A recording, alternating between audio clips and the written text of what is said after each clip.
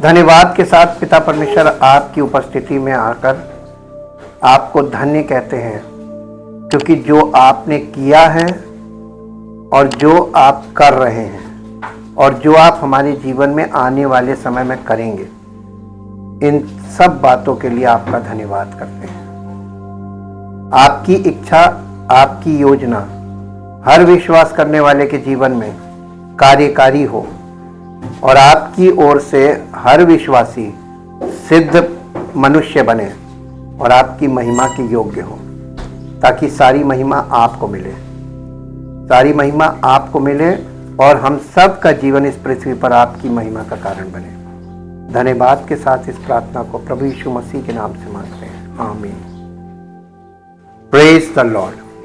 हम परमेश्वर का बहुत धन्यवाद करते हैं, क्योंकि वो अद्भुत अनुग्रहकारी परमेश्वर है और उसने जो कर दिया है हमारे लिए, वो बहुत बड़ा काम है जो परमेश्वर ही कर सकता था, और उसने उस काम को करके सुसमाचार के द्वारा हमें निमंत्रण दिया है, ताकि हम उसके उस कार्य का पर विश्वास करके, जो उसने अपने इकलौते पुत्र प्रभु यीशु मसीह के द्वारा उद्धार का कार्य किया है, उस पर विश्वास करके अपने जीवन को परमेश्वर को समर्पित करें। और वो हमें कलीसिया से जोड़ता है, ताकि कलीसिया में हम पवित्र आत्मा और पवित्र वचन के द्वारा हम सब विश्वास करने वालों का जीवन नई सृष्टि बनाया जाए और हम सब का जीवन इस पृथ्वी पर उसकी महिमा के योग्य हो। धन्यवाद प्रभु आपके इस महान कार्य के लिए जो आपने कर दिया है और जो आप कर रहे हैं और जो आप करेंगे।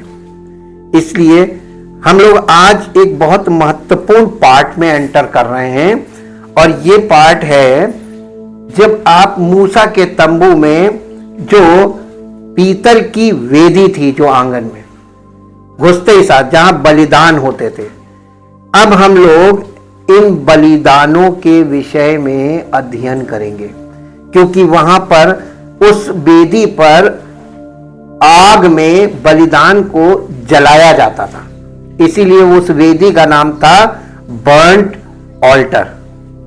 ब्रेजन ऑल्टर था जहां बर्न्ट ऑफरिंग होती थी, वहीं पर वेदी पर, और उसमें नीचे आग जलती रहती थी। जब हम लोग होम बलि की बात करते हैं, जैसा कि कल हमने आपको बताया था, होम बलि में कितनी चीजें हैं जिस पर हमको ध्यान करना है। पहली चीज है वर्शिपर, आराधक। जो व्यक्ति वहां पे प्रवेश करता था आंगन में, वो वर्शिपर है, और वर्शिपर आता था प्रीस्ट के पास, याजक के पास, और फिर याजक उसको बलिदान के लिए एडवाइस करता था और वो बलि पशु खरीदता था। और फिर वेदी, चौथी चीज है वेदी। वेदी जिसके बिना बलिदान हो नहीं सकता था। तो एक हो गया वर्शिपर, एक हो गया प्रीस्ट, एक हो गया वेदी ऑल्टर, और चौथा हो गया बलिदान का पशु। अब है पांचवी चीज अग्नि, वेदी पर अग्नि, ये बहुत महत्वपूर्ण चीज है। और फिर छठी चीज है, वेदी पर जब वो पशु को पूरा जलाया जाता था तो उसका एक धुआं उठता था, तो वो यानी बलिदान के का जलने के बाद ऊपर उठने वाला धुआं, ये सारे पॉइंट हमको अध्ययन करने हैं जो वहां पर होता था, ताकि इसको हम नए नियम में देखें, हमारे जीवन से इसका क्या संबंध है। और एक बात और याद रखिए कि एक वेदी जो ये बलिदान की वेदी थी, ब्रेजन ऑल्टर, पीतल की वेदी, और एक वेदी अंदर थी जो सोने की हुआ करती थी, वाचा के संदूक के सामने पर्दे के इस पार, वो पवित्र स्थान में होती थी, जिसे बोलते हैं धूप की वेदी। ये वेदी और धूप की वेदी में एक कनेक्शन भी है जो हम लोग अपने अध्ययन में देखेंगे। तो ये आज जो हम शुरू करने जा रहे हैं, इसको बोलते हैं लेविटिकल सैक्रिफाइसेस, यानी लेवीय बलिदान की व्यवस्था। सबसे पहले हमारे साथ नए नियम से निकालिए इब्रानियों की पत्री, इब्रानियों की पत्री और उसका अध्याय 10, इब्रानियों की पत्री उसका अध्याय 10 और उसका पहला पद। क्योंकि व्यवस्था जिसमें आने वाली अच्छी वस्तुओं का प्रतिबिंब है, आने वाली अच्छी वस्तुओं का प्रतिबिंब है, पर उनका असली स्वरूप नहीं। पर उनका असली स्वरूप नहीं। यानी ये जो बलिदान हम देखने जा रहे हैं, अध्ययन करने जा रहे हैं, इनमें कुछ ऐसा छिपा हुआ है, ऐसा चीज है जिसको हम अध्ययन में उस प्रतिबिंब को देखेंगे। जैसा कि हमने आपको बताया था टाइप और एंटी टाइप, ये हम टाइप में जाके देखेंगे। इसी का एंटी टाइप प्रभु यीशु मसीह का बलिदान है। और यहां पे ये देखेंगे कि उस बलिदान में क्या चीज थी जिसके कारण वहां पे सफलता नहीं मिल सकती थी। ये हमको सीखना है, जिसके कारण परमेश्वर ने उनको उस बलिदान व्यवस्था में बांध दिया था। ये एक प्रकार का बंधन था। और ये बंधन क्यों था? क्योंकि जब तक मसीह ना आए ये लोग इसी में लगे रहे और यही करते रहे, इसलिए ये बंधन था। हमने आपको बताया था ना, मूसा का तंबू पनिशमेंट है और परमेश्वर ने इनको यही पनिशमेंट दिया था कि बेटा इसमें तुम लोग अब चक्कर काटते रहो और इसमें अपने आप को देखो कि क्या चीज है। तो ये इसका असली स्वरूप नहीं, इसलिए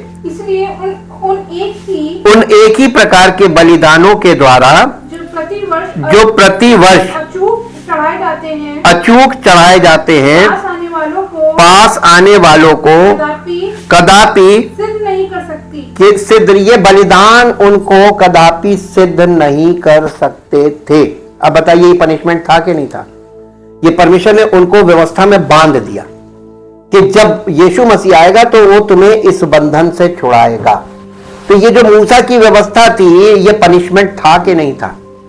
ये पनिशमेंट में इसलिए दिया था क्योंकि जब वो 10 आज्ञाओं की पटियाएं लेने मूसा ऊपर गया था परमेश्वर की उपस्थिति में, तो नीचे ये लोग ने क्या किया था? सोने का बछड़ा बना लिया था और परमेश्वर को बहुत गुस्सा आया था। तब परमेश्वर ने मूसा को फिर से बुलाया और उससे कहा कि तुम इनके सामने अब ये रखो। और ये वो पार्ट है जिसमें से तुम सब कुछ करते तो रहोगे सारी जिंदगी, युगों तक, लेकिन इसमें से निकल नहीं पाओगे। ये बात यहां पर स्पष्ट कर दी, इसमें सिद्ध नहीं हो सकते। तो जो मूसा का तंबू था उसमें जो चल रहा था वो सिद्ध नहीं हो सकते उसे करने से, क्योंकि वो सब फिजिकली कर रहे थे। अब हम इसमें देखेंगे ये टाइप और एंटी टाइप वाली बात है कि वहां पे कुछ ऐसा दिखाया गया है जिसको जो यहां से रिलेट करता है, लेकिन वहां फिजिकल है, यहां स्पिरिचुअल है। टाइप और एंटी टाइप का सिर्फ ये मतलब है कि जो कुछ फिजिकल दिखाया जा रहा है वही चीज यीशु मसीह के द्वारा स्पिरिचुअल कर दी गई। कलीसिया में सब कुछ स्पिरिचुअल है, अब फिजिकल कुछ नहीं है। लेकिन क्या आपको आज कलीसियाओं में स्पिरिचुअल दिखता है कि फिजिकल दिखता है? सब कुछ फिजिकल चल रहा है ना। तो इसका मतलब मूसा का तंबू अभी भी खड़ा हुआ है और उसी में घूम रहे हैं लोग। वो घूम घूम के प्रति वर्ष किसी चीज का स्मरण करना। आप किसी चीज की एनिवर्सरी क्यों मनाते हैं? यादगारी। तो आप क्या याद कर रहे हैं? छुटकारे का याद कोई नहीं कर रहा है, पुनरुत्थान का कोई याद नहीं करता। पुनरुत्थान की खुशी जो होनी चाहिए वो नहीं होती है, बाकी सब बातों में खुशी मनाई जा रही है। तो ये क्या है? ये लोग ट्रेडिशन में बंध गए, जैसे वो लोग ट्रेडिशन में बंध गए थे ना मूसा के तंबू में। मूसा का तंबू एक ट्रेडिशन है जिसमें वो बंध गए थे। आज मसीही लोग भी ट्रेडिशन में बंध गए, लेकिन प्रभु यीशु मसीह हमें ट्रेडिशन से छुड़ाने आया था कि हमें बांधने आया था? तो छुड़ाने आया था। तो छुटकारा आपको चाहिए, जिसको चाहिए उसको मिलेगा, क्योंकि सब लोग छुटकारा नहीं मांगते, सब ट्रेडिशन में बंधे रहना मांगते। अब हम देखेंगे, अब हम शुरुआत कर रहे हैं लेवी व्यवस्था में जो सबसे पहला बलिदान था वो था होम बलि। और होम बलि अगर आप ध्यान से देखें तो बाइबल में आरंभ से आ रही, जब मूसा की व्यवस्था नहीं थी तब भी होम बलि थी। होम बलि शुरुआत से है। नूह के आदम के 2 बच्चे थे, काइन और हाबिल, और दोनों ने भेंट चढ़ाई थी, और दोनों की भेंट ने, एक ने अपने खेत की उपज को चढ़ाया था, और एक ने अन्न बलि चढ़ाई, और एक ने होम बलि चढ़ाई। परमेश्वर ने होम बलि को एक्सेप्ट किया, अन्न बलि को नहीं किया। इसमें आपको पता चल जाएगा कि होम बलि को क्यों एक्सेप्ट करता और मेल बलि को पहले क्यों नहीं। पहले चाहिए होम बलि फर्स्ट है। और नूह को आप देखिए, और आगे थोड़ा बढ़ेंगे तो नूह में आप देखेंगे 8 अध्याय 20 पद पढ़ दीजिए, उत्पत्ति के 8 अध्याय के 20 पद को। यहां पर लिखा हुआ है कि जल प्रलय जब खत्म हुआ, पृथ्वी पर जल घट गया, और जब सूखी भूमि आई तो नूह जहाज से बाहर निकला। तब नूह ने यहोवा के लिए एक वेदी बनाई, यहोवा के लिए एक वेदी बनाई, और सब शुद्ध पक्षियों और सब शुद्ध पक्षियों, और सब शुद्ध पक्षियों में से सब शुद्ध पशुओं और सब शुद्ध पक्षियों में से कुछ लेकर वेदी पर होम बलि चढ़ाया। देखिए कौन सी बलि चढ़ाई थी? होम बलि। और इसका धुआं ऊपर उठा। हमने आपको बताया ना, इसमें 6 चीजें हम देखेंगे। होम बलि की 6 चीजें बहुत इंपॉर्टेंट है। पहली है आराधक, वर्शिपर, उसका रोल क्या है, और उसको सिद्धि प्राप्त हुई कि नहीं, यानी उसके द्वारा जो पशु खरीदा गया, जिसको याजक ने होम बलि किया, उसके द्वारा उसको सिद्धि प्राप्त हुई या 1 साल की मोहलत मिली, ये देखेंगे। मूसा के तंबू में हर साल बलि की जाती थी, हर आराधक को हर साल बलि करना था, और साल में 3 बार बलि करना था।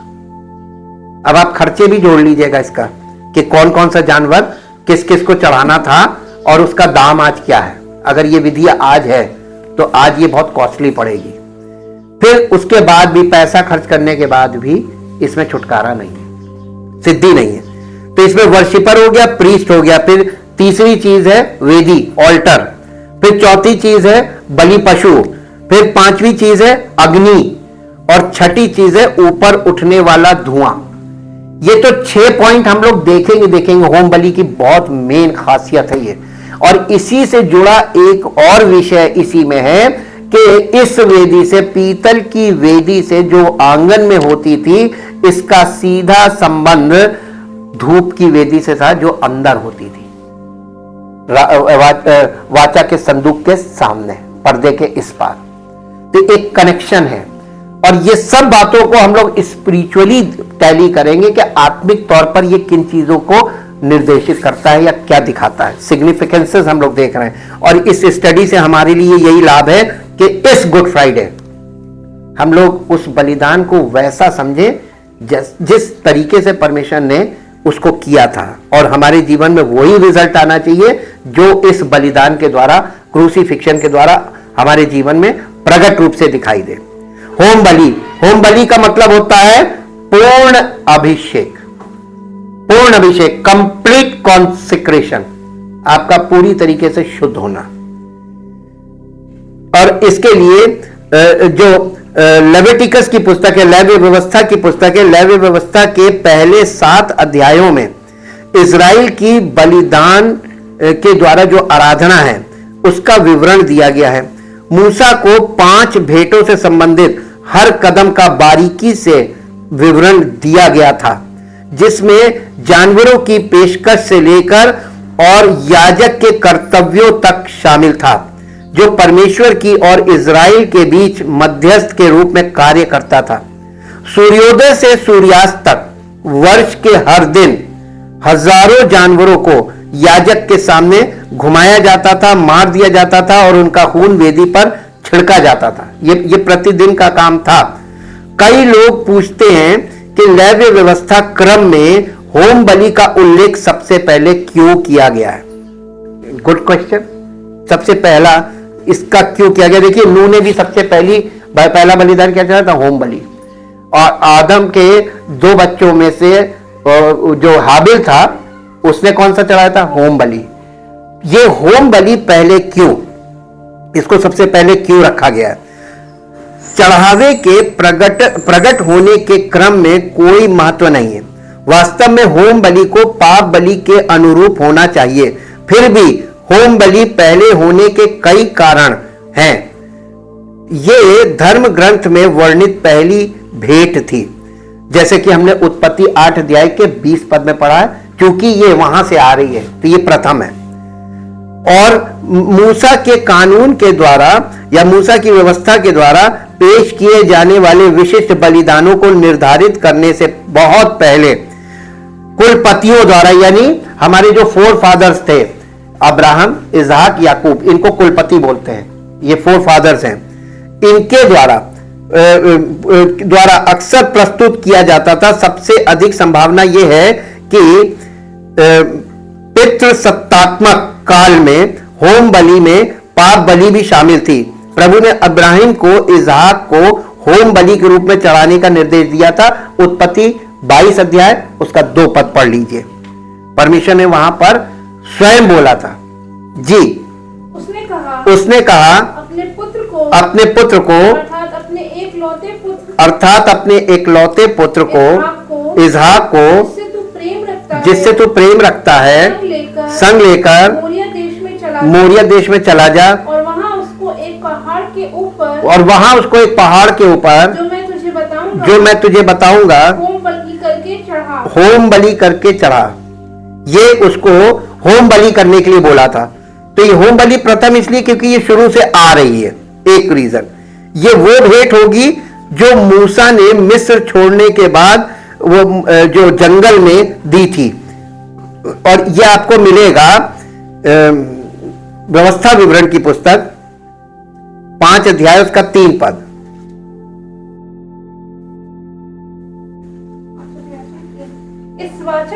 इस वाचा को यहोवा ने हमारे पितरों से नहीं, हम ही से बांधा, जो यहाँ आज के दिन जीवित है। देखिए यहां पर इसका निर्गमन का 5 अध्याय उसका 3 पद पढ़ दीजिए। निर्गमन का 5 अध्याय उसका 3 पद। हाँ, निर्गमन 5:3, निर्गमन का 18, 12, पहले 5 का 3। हाँ, उन्होंने कहा इब्रियों के परमेश्वर ने हमसे भेंट की है, इसलिए हम जंगल में 3 दिन के मार्ग पर हमें जाने दे। इसलिए हमें जंगल में 3 दिन के मार्ग पर जाने दे कि अपने परमेश्वर यहोवा के लिए बलिदान करे। कौन सा बलिदान? होम बलि। ठीक। अब इसके बाद 14 अध्याय निर्गमन 18 अध्याय का 12 पद पढ़िए। 18 अध्याय का 12 पद। जी। हाँ, तब मूसा के ससुर यित्रो ने परमेश्वर के लिए होम बलि और मेल बलि चढ़ाई, और हारून इजराइलियों के सब पुरनियों समेत मूसा के ससुर यत्रो के संग के परमेश्वर के आगे भोजन करने वाले। यित्रो क्या था मालूम? मूसा का ससुर, वो याजक था, और और ये सब लोग वहां पर देखिए होम बलि इन्होंने चढ़ाई। और अय्यूब की पुस्तक उसका 1 अध्याय उसका 5 पद। अय्यूब की पुस्तक 1 अध्याय उसका 5 पद। होम बलि प्रथम क्यों है? पुकार कर देख क्या कोई है जो तुझे उत्तर देगा और पवित्रों में से तू किसकी ओर फिरेगा? क्योंकि मूर तो खेत करते नहीं। ये कौन सा पढ़ रहे हैं? 5 का फर्स्ट है, अय्यूब का 1 अध्याय उसका 5 पद। पहला अध्याय। हाँ, हमको रेफरेंस गलत लग रहा था। जब भोज के दिन पूरे हो जाते तब अय्यूब अपने बच्चों को बुलवाकर पवित्र करता, और बड़े भोर को उठकर उनकी गिनती के अनुसार होम बलि चढ़ाता था। ये होम बलि जो है ये पूर्ण शुद्धि के लिए, संपूर्ण रीति से शुद्ध करने के लिए होती है। और होम बलि के द्वारा आपको शुद्धिकरण होता है, पूर्ण शुद्धि।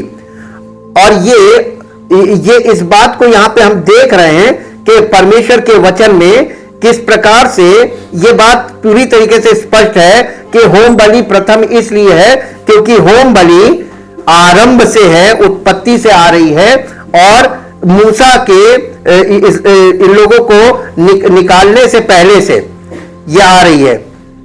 यानी इजराइलियों को जब उसने निकाला है मिस्र से, उसके पहले से यह आ रही है, और इसलिए इसको मूसा की व्यवस्था में प्रथम स्थान पर रखा गया है और इसका प्रथम होना जरूरी है।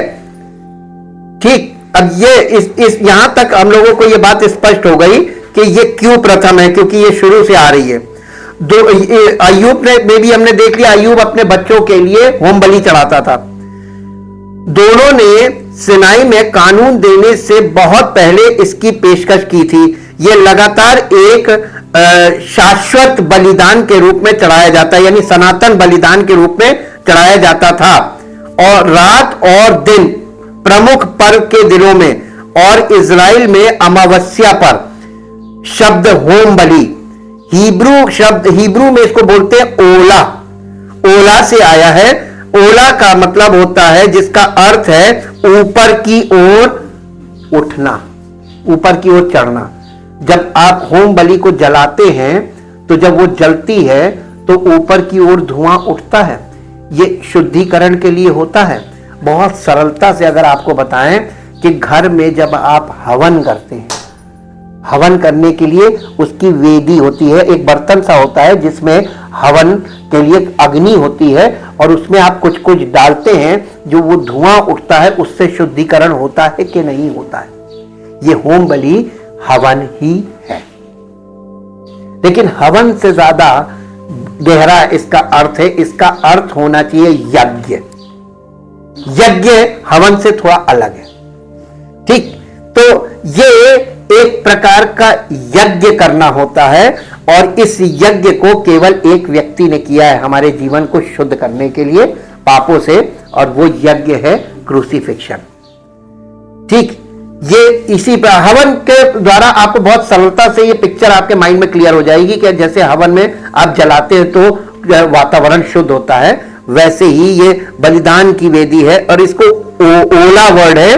ओला में, जैसे ओला का मतलब होता है किसी चीज के, देखिए होली का वर्ड भी वहीं से निकल कर आया, ओला, होला से ओला, और ये जलाने को कहते हैं। और जलने के बाद कुछ उठता है, वो भी होम बलि ही है अगर आप देखें एक प्रकार से।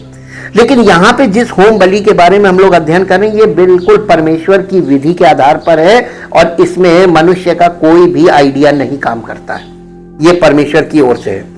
और ये तो हम आपको समझाने के लिए इन सब बातों को बोल रहे थे, लेकिन आप अगर परमेश्वर के वचन में ध्यान से चीजों को देखें, और इसका अर्थ ऊपर की ओर चढ़ना है, ओला का अर्थ ये उस संपूर्ण भेंट को संदर्भित करता है जिसे वेदी पर भस्म किया गया है, और परमेश्वर तक उसका धुआं उठ के चलता जाता है। अंततः चूंकि संपूर्ण बलिदान वेदी पर भस्म किया जाता था, इससे इजराइल के अभिषेक और आराधना के पूर्ण रूप का प्रतिनिधित्व किया जाता था।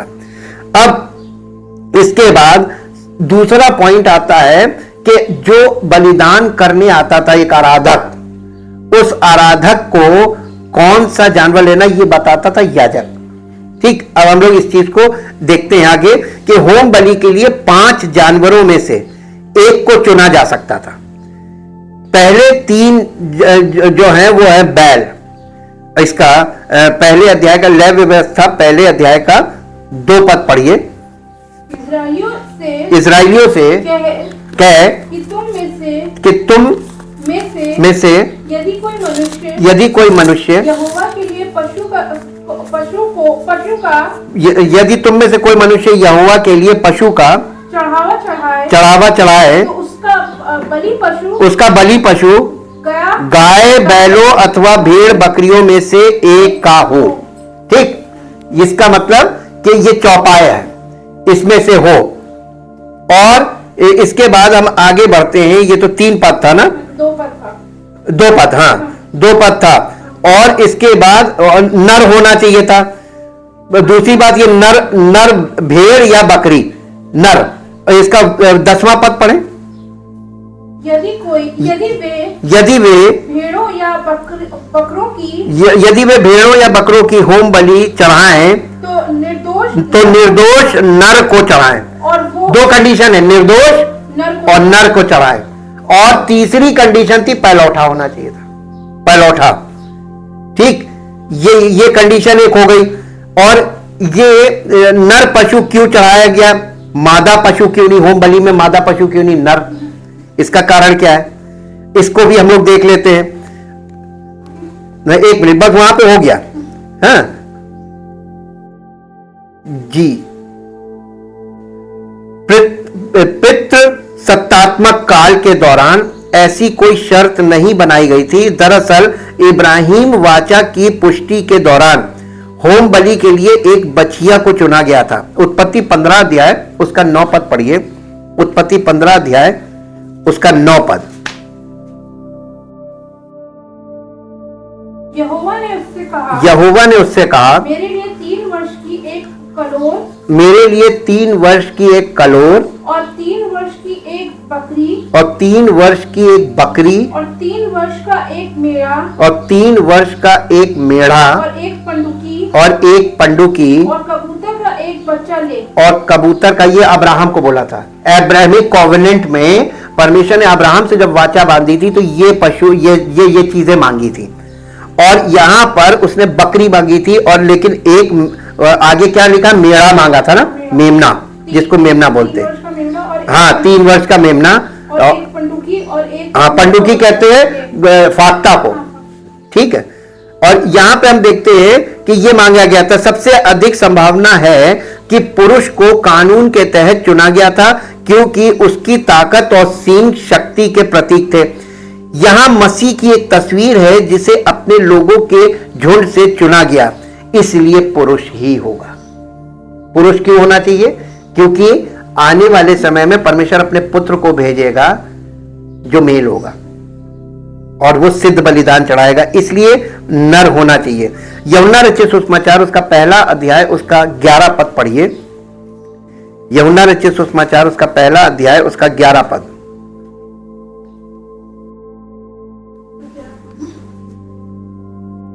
क्योंकि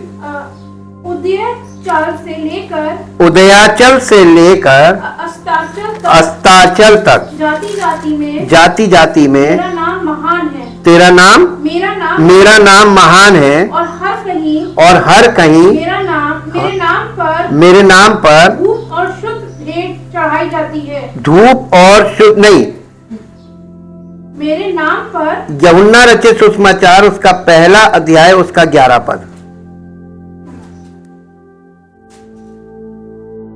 यूहन्ना रचित सुसमाचार 1 अध्याय 11 पद।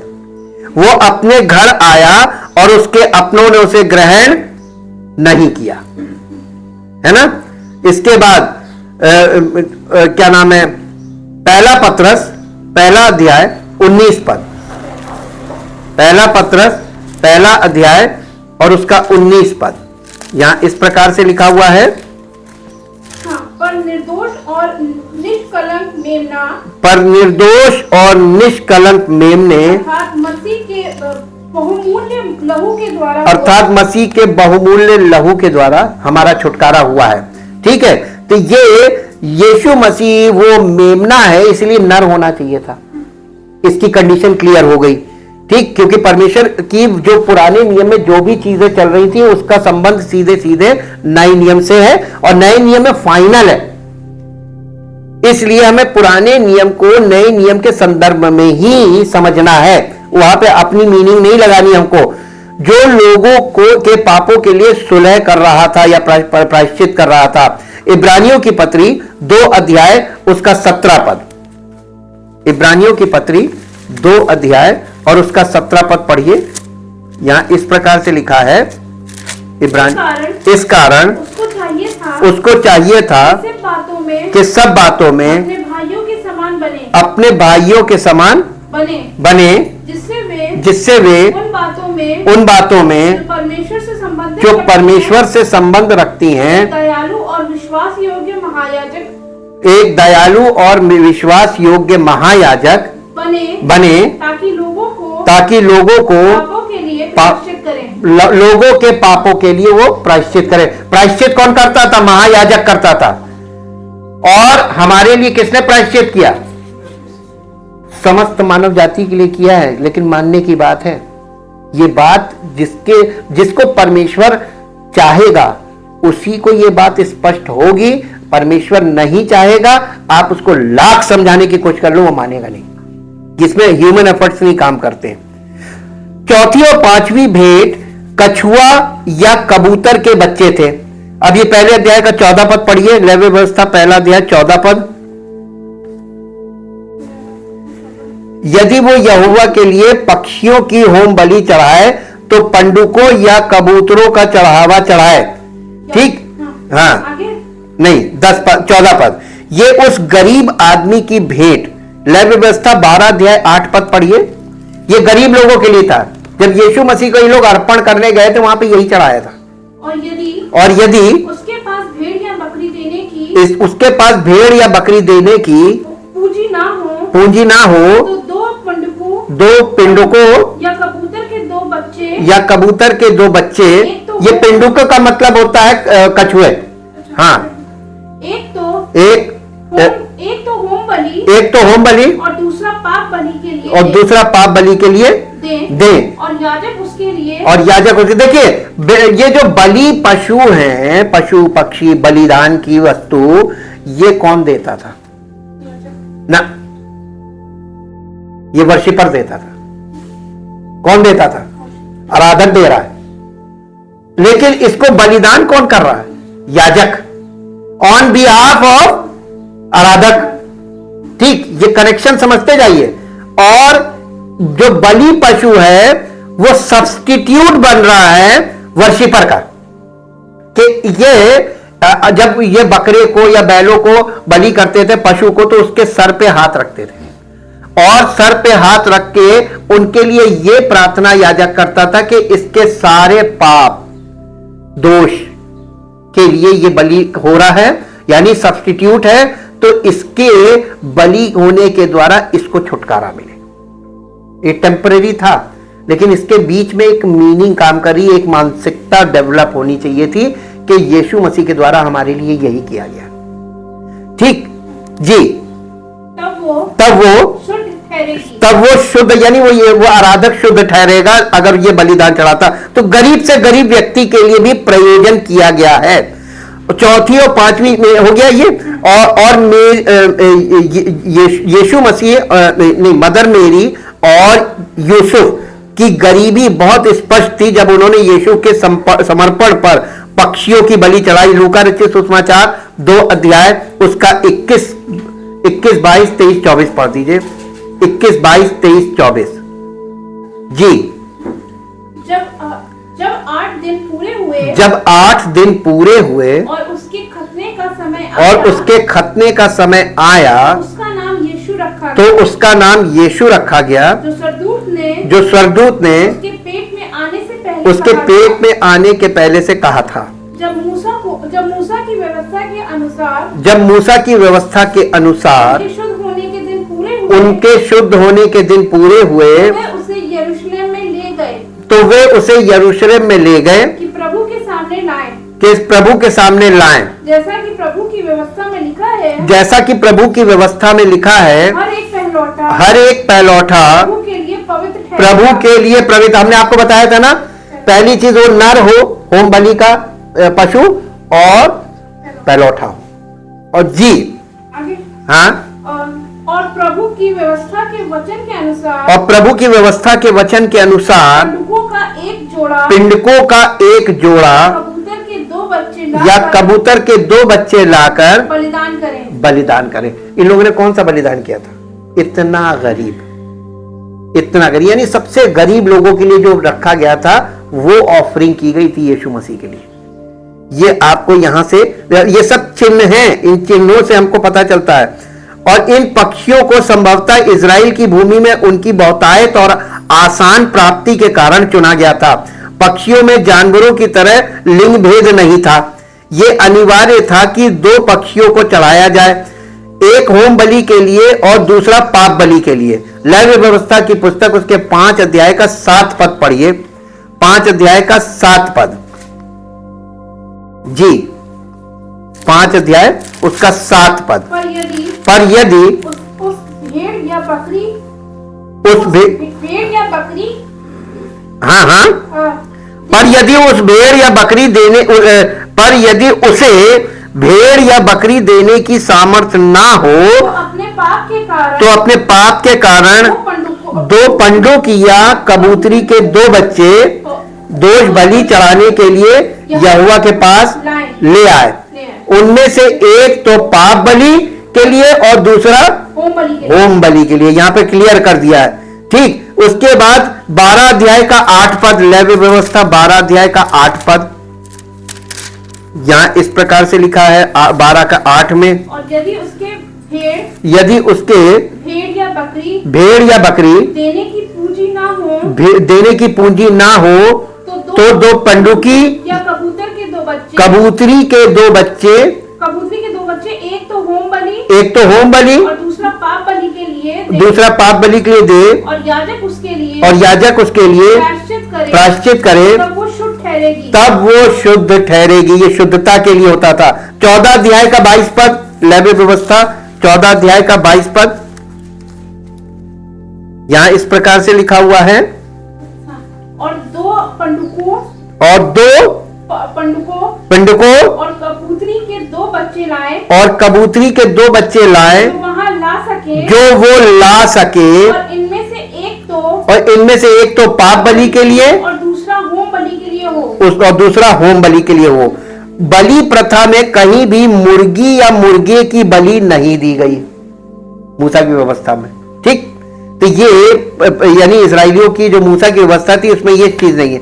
फिर भी अतीत में एक पुरानी रूढ़िवादी यहूदी प्रथा योम किप्पुर यानी प्रायश्चित का दिन, जो डे ऑफ अटोनमेंट इनका एक फीस्ट होता है, उसमें वहां पर मुर्गी या मुर्गे को मारने की एक प्रथा थी, क्योंकि बलि देने के लिए कोई मंदिर नहीं था। पक्षी को परों से पकड़ा जाता था और लगभग 9 बार उसके सिर पर घुमाया जाता था जैसा कि व्यक्ति पढ़ता था। ये मेरे बदले में, ये मेरे खाते में एक भेंट है, ये मेरे लिए एक प्रायश्चित है। ये मुर्गा या मुर्गी उसकी मृत्यु के लिए की जाएगी। और क्या मैं एक लंबे और स्वस्थ जीवन में प्रवेश कर सकता हूं? ये इस तरीके का उन लोग बोलते जाते थे और वो घुमाते जाते थे। ये एक तरह का बलिदान था। एक ये कुरीति थी, एक प्रथा थी उनमें। बलि में केवल साफ पालतू जानवरों का यानी शुद्ध पालतू जानवरों का ही उपयोग किया जाता था, जैसा कि मूसा की व्यवस्था में निर्धारित है। नम्र जानवर, नम्र और दिल में नम्र मसीह के पहले आगमन का चित्रण करते हैं। मत्ती रचित सुसमाचार उसका 11 अध्याय और उसका 29 पद पढ़ दीजिए। मत्ती 11 अध्याय उसका 29 पद, हाँ मत्ती 11 का 29 चैप्टर 11 वर्स 29 जी। मेरा जुआ अपने ऊपर उठा लो और मुझसे सीखो क्योंकि मैं नम्र और मन में दीन हूं। ध्यान दे कि इजराइलियों द्वारा चढ़ाए गए जानवर उसकी सामर्थ्य के अनुसार थे। अमीर आदमी अपना बैल, मध्यम वर्ग अपनी भेड़ या बकरी और गरीब अपने कछुए या कबूतर लेकर आता था। 3 वर्ग हो गए, तीनों वर्गों के लिए अलग अलग बलिदान थे। अब यहां पर एक बात और सीखने वाली है।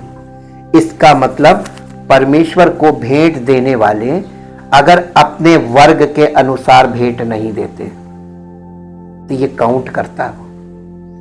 जो व्यक्ति अमीर है उसको अपने लेवल के हिसाब से परमेश्वर को भेंट देनी चाहिए कि नहीं देनी चाहिए, और जो मध्यम वर्ग है वो अपने हिसाब से दे, और जो निर्बल वर्ग है वो अपने हिसाब से दे।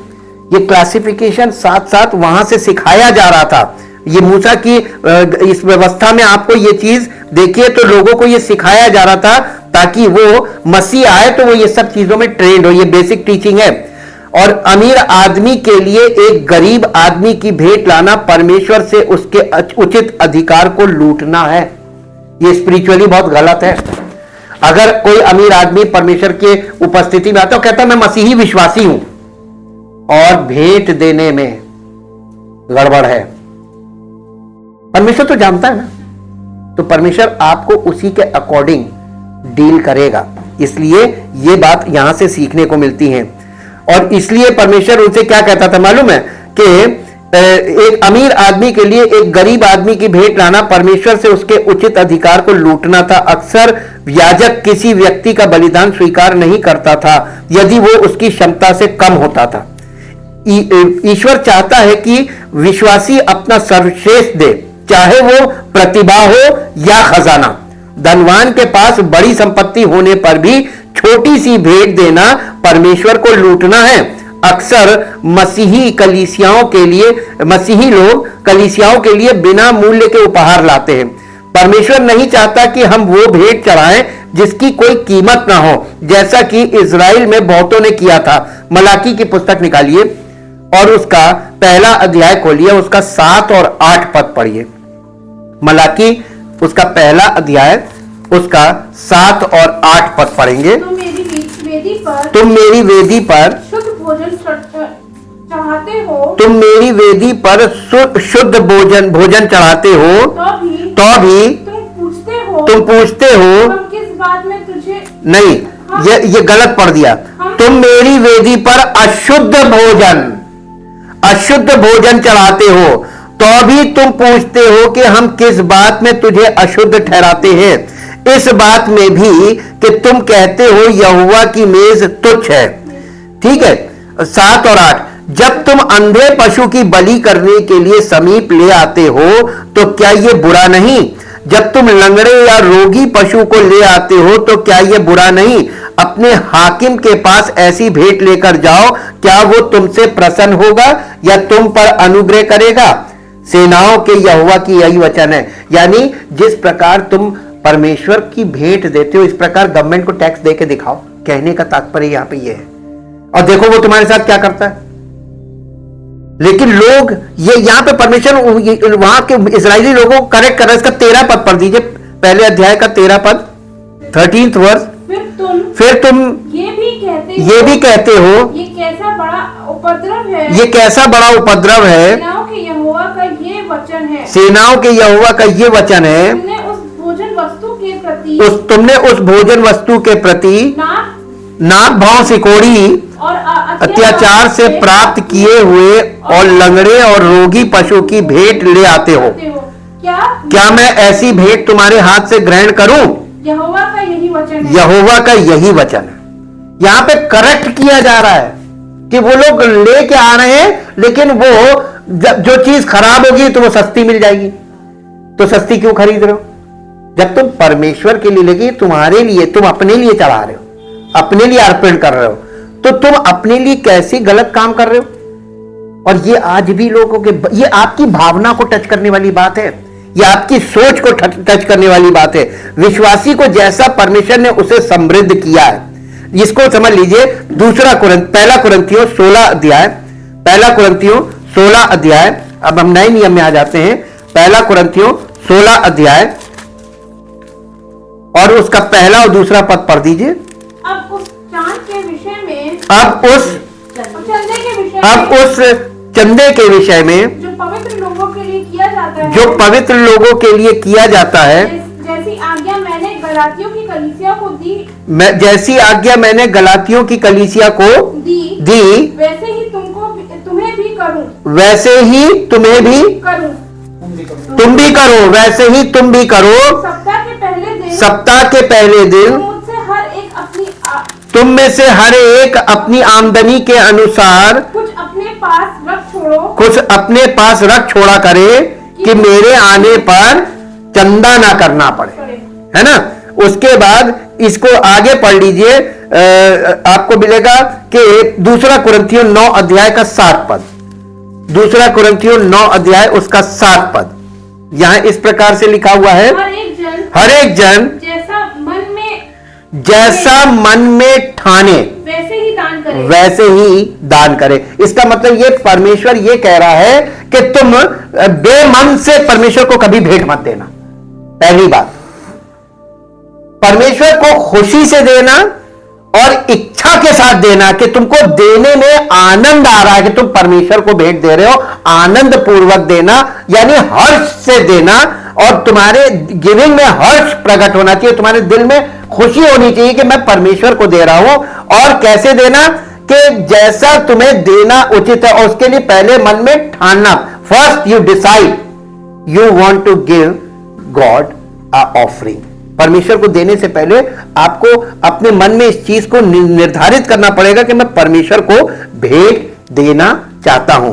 अब आप देखिए यहां पर हमने आज क्या देखा, कि ये जो बलि प्रथा थी, इस बलि प्रथा में जो बलि पशु था, वो इसमें 3 लोग अभी हमने देखे, एक आराधक हो गया, एक याजक हो गया, और वेदी पर बलि पशु, वेदी पर वो बलिदान किया जाता था, बलि पशु होता था।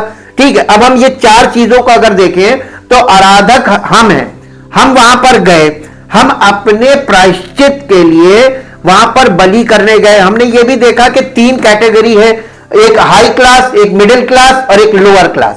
तीनों के लिए अलग अलग जानवर नियुक्त कर रखे थे, ताकि जिसकी जितनी क्षमता हो वो अपनी क्षमता में बलिदान चढ़ाए।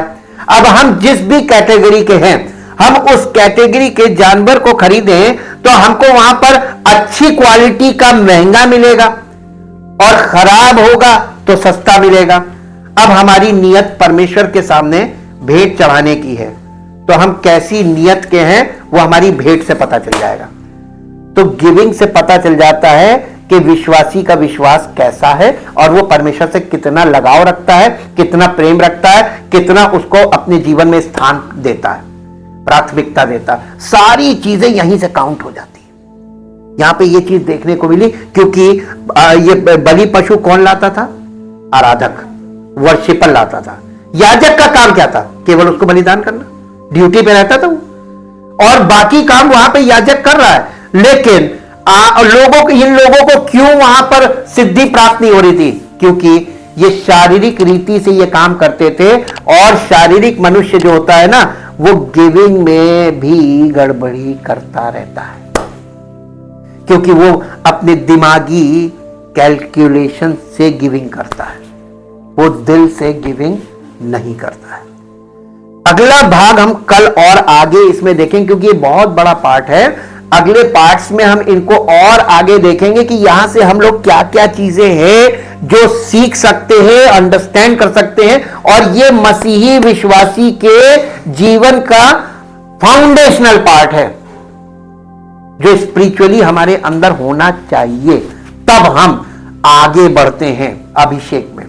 परमपिता परमेश्वर, हम आपका हृदय से धन्यवाद करते हैं आपके महान प्रेम और उस अनुग्रह के लिए जो आप सब लोगों पर बनाए रखते हैं, और विशेषकर जिन्होंने उस बलिदान पर विश्वास किया जो आपने अपने पुत्र का हमारे पापों के लिए किया, ताकि हमें अनंत छुटकारा प्राप्त हो और हमारा जीवन इस पृथ्वी पर आपकी महिमा का कारण बने। धन्यवाद करते हैं प्रभु। इस प्रार्थना को प्रभु यीशु मसीह के नाम से मांगते हैं, आमीन।